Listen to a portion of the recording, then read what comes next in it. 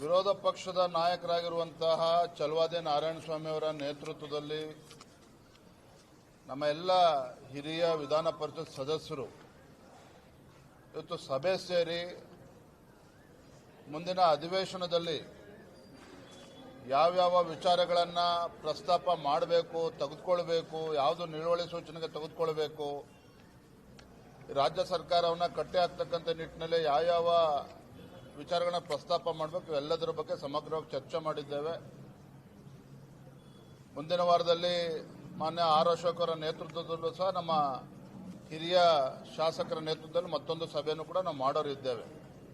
ಒಟ್ಟಾರೆಯಾಗಿ ಈ ಅಧಿವೇಶನವನ್ನು ಯಾವ ರೀತಿ ನಾವು ಸಮರ್ಥವಾಗಿ ಎದುರಿಸಬೇಕು ಆ ನಿಟ್ಟಿನಲ್ಲಿ ಚರ್ಚೆನೂ ಕೂಡ ನಾವು ಮಾಡಿದ್ದೇವೆ.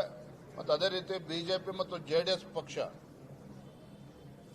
ಎರಡೂ ಪಕ್ಷದ ಮುಖಂಡರುಗಳು ಕೂಡ ನಾವು ಸಭೆ ಸೇರಿ ಅಧಿವೇಶನವನ್ನು ಹೇಗೆ ಎದುರಿಸಬೇಕು ಈ ನಿಟ್ಟಿನಲ್ಲೂ ಕೂಡ ನಾವು ಕೂಡ ಸೇರ್ತೇವೆ. ಎರಡೂ ಪಕ್ಷಗಳು ಕೂಡ ನಾವು ಸೇರ್ತೇವೆ.